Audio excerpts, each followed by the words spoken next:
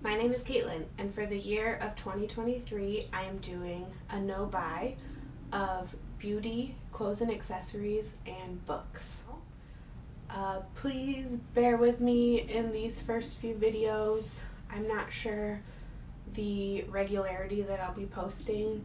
I have a full-time job with a commute, so I'm still trying to figure out when the best time to film and edit will be. I'm hoping to do at least like one video a week and maybe eventually up to 2 videos a week. It just kind of depends on how I can work it into my schedule.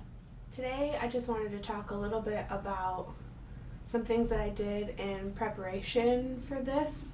So some of the things I did at the end of 2022 leading up to this, and then the things that I was doing in the first few days of 2023 to help me prepare better for this and just sort of talk about my strategies that I have going into this.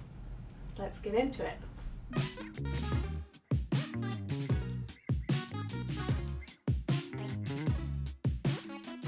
Let's talk about the things that I did to prepare for my no-buy year.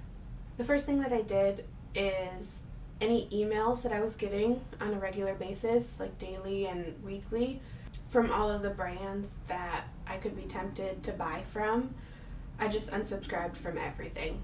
So anytime I got an email, you scroll to the bottom where all the fine print is and unsubscribe. It's nice because it just sort of removes that temptation. Another thing that I did to prepare for this is all of the apps that I have, like the shopping apps. I either straight up deleted them or I just went into the notification settings and turned off all notifications. I sell things on Mercari, so I kind of have to keep this notifications on for that, otherwise I wouldn't know when I sold something. But the thing that I did in the app is any of the saved searches that I had, I just deleted all of the saved searches so that I wouldn't get any notifications for when something new was added in that search. One of the things that I noticed in 2022 that sort of was just another reason for me to do this no-buy year is I looked at the amount of things that I sold, so the amount of money that I basically gained from Mercari, and I looked at how much I had sold, and I realized that I basically never saw any of that money in my bank account because I always just viewed it as free money, kind of. I would just turn right around and buy something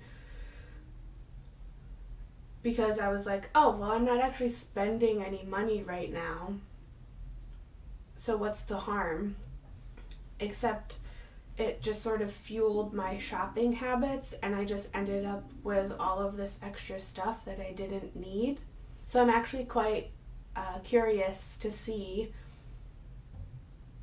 how much money I'm actually able to earn by selling stuff when I'm not turning around and spending it again in the app. Since one of my rules is that I cannot replenish an item unless I've used up everything in that category, I took all of my samples, deluxe samples, the little sachet packet things full of product, and I moved them all into a centralized location. So I have this big bin, and in the bin I separated out all of the different samples of things.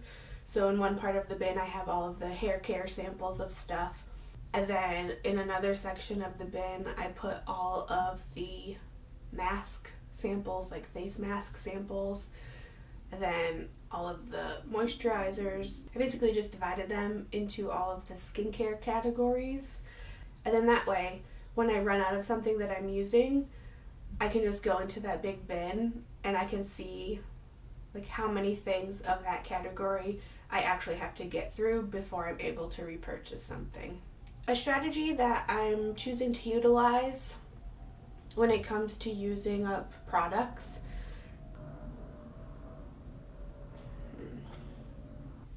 is to intersperse the usage of some of my favorite things with some of my least favorite things, or just things that I don't like as much.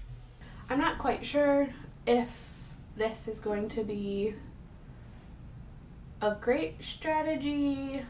I'm trying to decide. In my head, I didn't want to end up having to use something completely up and hate it the whole time.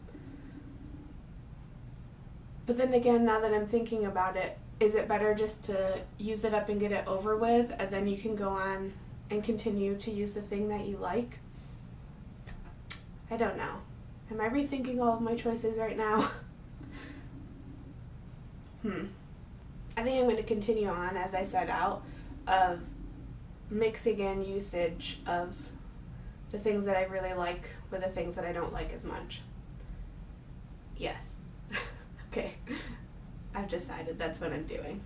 Alright, so those are just some of the things that I did to prepare for my No Buy year, and the strategy that I'm choosing to use going into it, at least until I get through all of the half-used products that I have and all of the samples that I have of stuff before I actually get to repurchasing items in certain categories.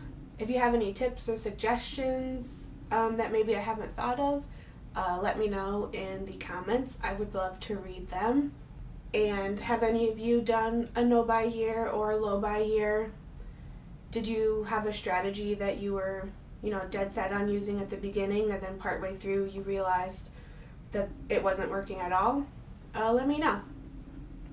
And if you've made it this far, thank you for watching. I hope to get into more actual beauty product related videos soon, so be on the lookout for those. I'll see you next time. That's it. Bye.